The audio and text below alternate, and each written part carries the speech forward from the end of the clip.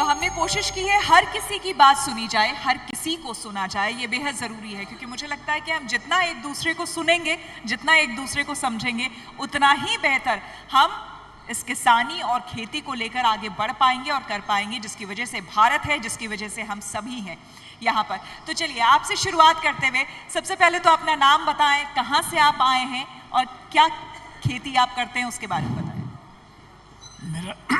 मेरा नाम पुष्पेंद्र जैन है। मैं Agra potato seed producer company limited का चेयरमैन हूँ। मैं आगरा से बिलोंग करता हूँ, आगरा से आया हूँ और मुख्य रूप से आलू की खेती है। और मैं धन्यवाद देता हूँ सबसे पहले इस मंच को जिन्होंने हम किसानों के लिए मुहैया कराया। इंडिया टुडे, किसान तक और हम तक जिन आ रहे हैं, इनके लिए साधुवाद, धन्यवाद, अभिनंदन करता हूँ। बहुत धन्यवाद, बहुत धन्यवाद। अभी तक जो सर आपने सुना होगा, जो सेशन चल रहा है, जब पिछले हमने 2 सेशन सुने हैं, यहाँ पर सभी पधारे हुए हमारे CPRI के वैज्ञानिक गण और जितने भी टीम से संबंधित अधिकारी गण, यहाँ का हॉर्टिकल्चर विभाग से पधारे हुए जितने भी अधिकारी गण हैं और मेरे किसान भाइयों, इस जो आपने सुना है, ये आलू के संबंध में चर्चा हो रही थी। 3 बातें किसान की मुख्य होती हैं। उत्पादन करता है, उस उत्पादन में कितने फैक्टर काम करती हैं, ये सबसे पहले डिपेंड करता है। सबसे पहली बात है सॉइल, हमारी मृदा कैसी है। अगर हम अस्वस्थ हैं, कुछ भी खाएं पिएं, हमारे तन नहीं लगता, वही फैक्टर काम करता है हमारी खेती में। सबसे पहले मृदा, इसका स्वास्थ्य होना चाहिए। माननीय प्रधानमंत्री जी ने मृदा हेल्थ कार्ड बहुत से बंटवाए थे और जागरूक किसान आज अपनी मिट्टी की जांच कराकर देख रहे हैं कितने इसमें सूक्ष्म तत्व हैं और कितने कम हैं और कितने हमारे मेजर तत्व हैं। मेजर तत्वों को तो हम भरपाई फर्टिलाइजर से कर देते हैं, लेकिन जो सूक्ष्म तत्व हैं वो हमको पुरानी प्रचलन में आई हुई खेती से ही मिलेंगे, क्योंकि हमारा खेती का कार्बनिक बिल्कुल कम होता जा रहा है, कार्बनिक है ही नहीं। तो हमको ये गोबर से मिलेगा, हरी खाद से मिलेगी। और सबसे बड़ी बात हमारे रामशरण जी कह रहे थे, बड़ी मुख्य बात थी कि हम फसल चक्र को अपनाएं। सबसे बड़ी बात है, हम भागते रहते हैं, कॉलर पकड़कर भागते रहते हैं, एक ही फसल को लगाते हैं, उससे क्या होता है, उत्पादन कम होता है और उस मिट्टी में रोग पैदा हो जाते हैं। हमारे डॉक्टर साहब ध्रुव कुमार जी अभी कह रहे थे कि जो चेचक कॉमन स्कैम हमारी स्कैम आई हुई है आलू के अंदर, ये मिट्टी से है, ये बैक्टीरियल है, मिट्टी से है, मिट्टी से खत्म नहीं होती है। जब तक इसमें ऐसी या तो नीम की खली डालें हम, या ट्राइकोडर्मा का प्रयोग करें, या हम फसल चक्र को अपना करके इसको कम कर सकते हैं। और हमने की है, क्षेत्र में इसका अनुभव भी किया है। हम लोगों से खेतों से जो जब भी ये चेचक का रोग आया है, हम लोगों ने मिटाया है। तो उत्पादन के कई फैक्टर हैं। बिल्कुल सर, एक एक करके हम सबकी बात रखते हैं। आपने बहुत सही बात कही और अभी मैं भी ये सुन रही थी तो मुझे भी ये बहुत अच्छी बात लगी। हालांकि किसानी और खेती से मैं पर्सनली तो नहीं जुड़ी हुई हूँ, क्योंकि मैं दिल्ली में हूँ और आपको पता है मैं जिस पेशे से जुड़ी हुई हूँ, जिस काम में हूँ, लेकिन हाँ, घर परिवार खेती कर रहा है। इसीलिए आज भी जब मंजर होता है आम के पेड़ों पर तो फ़ोन ज़रूर आता है घर से कि मंजर बढ़िया हुआ है, आम बढ़िया आने वाले हैं। तो ये सुनकर आज भी उतनी ही खुशी होती है कि ये बुलाया जाता है। इसका मतलब ही ये होता है कि संदेशा आ गया है, घर आ जाइए छुट्टी लेकर आम खाने के लिए। तो वो खुशी आज भी उतनी ही होती है, चाहे दिल्ली में कोई बैठा शख्स हो या फिर मुझे लगता है कि इंग्लैंड में बैठा कोई शख्स हो। अगर जो खेती किसानी से जुड़ा हुआ रहा है या जिसका परिवार जुड़ा हुआ रहा है, वो अच्छी तरह से इन भावनाओं को समझता है। तो हम किसी भी चाहे प्रोफेशन में रहें, वहाँ भारतीय होने के नाते भावनाएं अपने आप जुड़ जाती हैं और इस खेती किसानी में भी उतने ही भावनात्मक तौर पर हम जुड़े हुए हैं। इसीलिए मुझे लगता है, इसलिए शायद ये जो चर्चा यहाँ पर हो रही है वो दिल से बात भी कही जा रही है और आप लोग भी उसी तरह से ग्रहण कर रहे होंगे, मैं यही मानती हूँ। चर्चा को आगे बढ़ाते हुए जी, आप अपना नाम बताएं और कहाँ से आई हैं, क्या कर रही हैं, वो बताएं। माइक ऑन कर लीजिए। हाँ, ऑन है, बोलिए। हेलो, मैं पावन धरती अयोध्या धाम से महिला किसान और ड्रोन दीदी आप सभी को करती हूँ प्यार भरा नमस्कार और करिए स्वीकार। जैसे कि अभी तक बहुत सारी बातें आलू पे हो चुकी हैं, जहां मुझे लग रहा है कुछ छूट रहा है मैं उसको भरना चाहूँगी। बिल्कुल बताइए। आलू में साफ असली, आलू में साफ असली, जैसे बहुत से हमारे किसान साथी अभी बात कर रहे थे कि कभी कभी पैदावार घट जाती है तो उसमें उनको नुकसान होता है, तो उसकी भरपाई हम कैसे कर सकते हैं। यदि हम आलू में साफ असली लेते हैं तो यदि हमारी आलू की तरफ से अगर कभी नुकसान होता है तो साफ असली फसल से हम वो भरपाई कर लेते हैं। अब मायने रखता है कि आलू में कौन सी फसलें हम साफ असली ले सकते हैं, क्योंकि सभी फसलों को तो हम ले नहीं सकते हैं, तो उसका भी ध्यान देना है। तो उसमें हम जैसे रबी मक्का, अगर आलू हम उस पर बो रहे हैं लाइनों पे और जब उसकी बीच की रो खाली रह जाती है तो हम उसको भी चाहें तो मक्का उसमें डाल करके और मक्के की अच्छी फसल ले सकते हैं।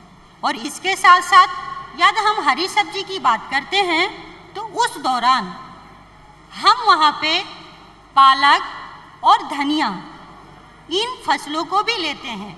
जैसे कि विगत इस वर्ष जो हमने आलू में लिया था साफ असली, वही एक्सपीरियंस आपको बता रहे हैं, क्योंकि मैंने 7 वैरायटी आलू की लगाई थी और उस वैरायटी में मैंने बीच बीच में साफ असली लिया था, और जो गैपिंग कभी कभी हमारी हो जाती है इनकम में तो वो वहाँ से भरपाई हो गई थी।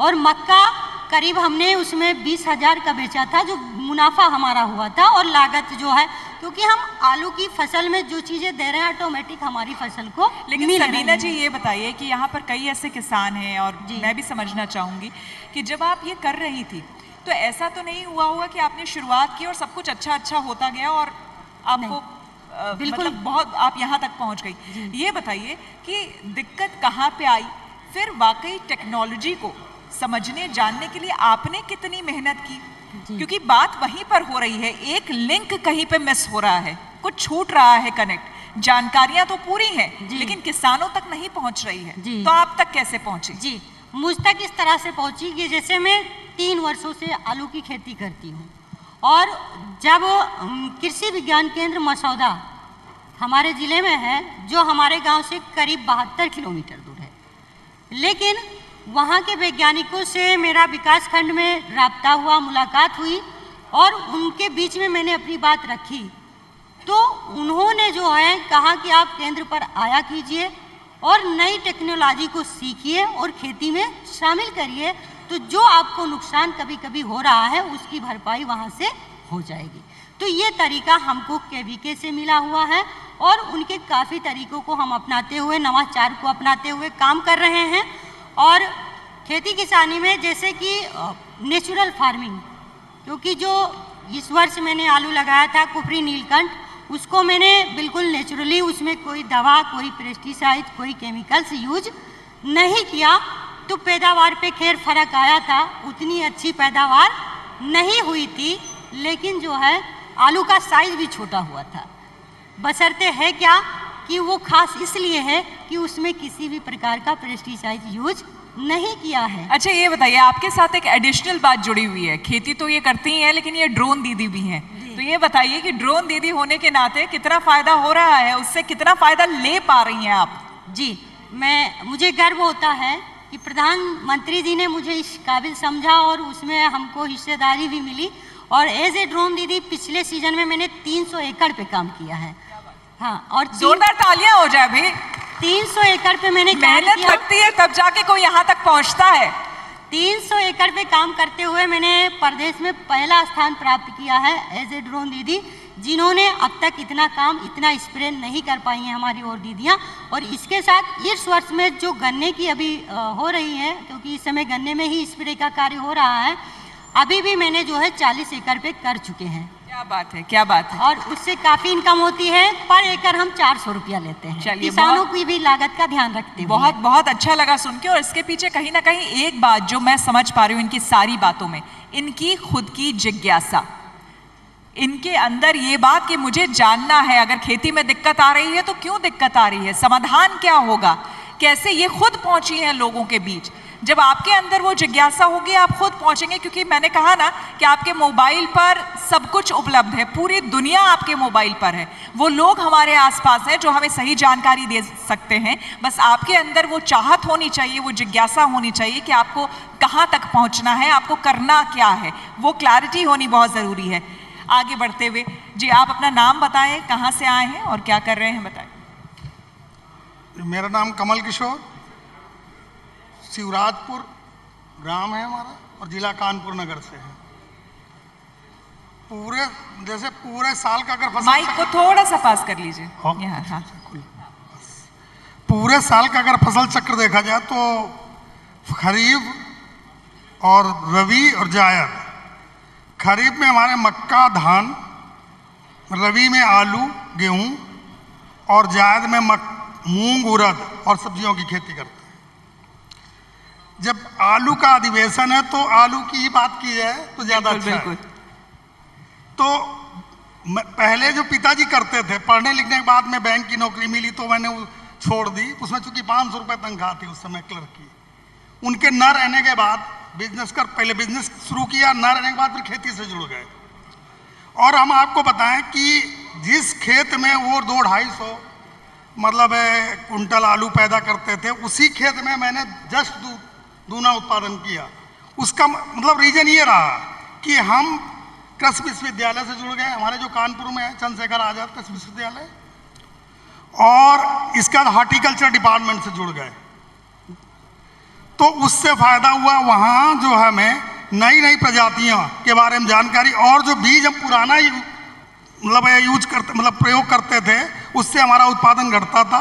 तो हमने क्या किया, जब हॉर्टिकल्चर डिपार्टमेंट से हमें नया बीज मिला और उसमें सबसे जो वैरायटी अच्छी थी कुफरी बहार, ये इतनी अच्छी वैरायटी है कि मतलब हर जगह पूरे लगभग हमारी समझ में भारतवर्ष में क्या बाहर भी एक्सपोर्ट होती होगी हम नहीं कह सकते, लेकिन सबसे अच्छी वैरायटी कुफरी बहार से हमें अच्छी वैरायटी कोई नहीं मिली। एक तो कम दिन में थोड़ा सा इसमें ध्यान रखना था, अर्ली ब्लाइट और लेट ब्लाइट लगता है इसमें, लेकिन हमें पहले से थोड़ी सावधानियां बरतनी पड़ती, रोग लगे न लगे। लेकिन हमें इसमें पहले से ही मैनकोजेब प्लस कार्बनडाजिम का स्प्रे करना पड़ता है इसमें, ताकि जैसे फसल जम के आई 25-30 दिन की हुई उसी समय हम स्प्रे कर देते हैं।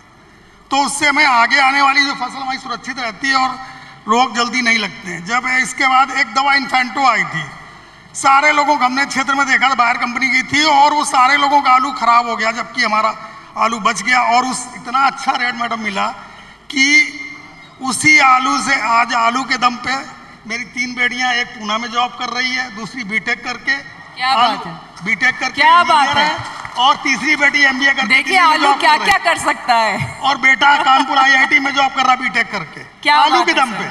क्या बात है, आलू से। गेहूं और धान में इतना पैसा नहीं बचता था, मैं आलू से ही पूरा पैसा जो उसमें लागत लगती थी वो हमने दूसरी फसलों से कवर करी। जैसे उड़द मूंग हो गया आलू के बाद में, तो हमारे जो मिट्टी की उर्वरता थी वो भी सही रही, और आलू में जो है फायदा हुआ वो पूरा हमारा सेब बच गया। तो ये आलू को तो हम बहुत ही महत्व देना चाहेंगे, जितना जो भी हमारी प्रगति हुई, अच्छा सा मकान। अच्छा मुझे ये बताइए, आप कह रहे हैं कि आलू के दम पे आपके बच्चे बताइए कितना बढ़िया बढ़िया अच्छी जगहों पे पढ़ रहे हैं, अच्छी पढ़ाई कर रहे हैं, घर में उन्नति तरक्की सब कुछ हो रहा है। लेकिन शुरू से ही हम जब इस चर्चा की शुरुआत हुई थी, सेशन की शुरुआत हुई थी, तब से हम जान रहे हैं, समझ रहे हैं, कुछ किसान भाई ये भी कह रहे थे कि कोल्ड स्टोरेज को लेके बहुत समस्या होती है, आप सिर्फ आलू करते हैं, आलू की खेती आपकी होती है, तो ऐसे में क्या आपको किसी तरह की समस्या नहीं होती है कि जब ज़्यादा उपज हो जाता है? क्योंकि एक समय हमने ये भी देखा है, शायद आगरा की खबर थी या फिरोजाबाद की, जहाँ पे किसानों ने आलू को सड़क पे फेंक दिया था। एक समय में ये भी खबर सामने आई थी, आगरा में फेंका था।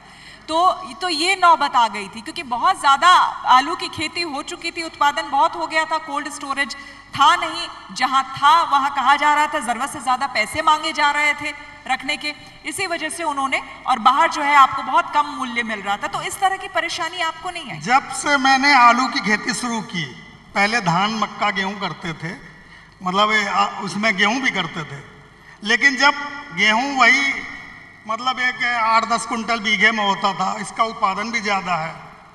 तो इसके बाद हमने सब गेहूँ सब बंद कर दिया, हमने टोटल आलू करने लगे।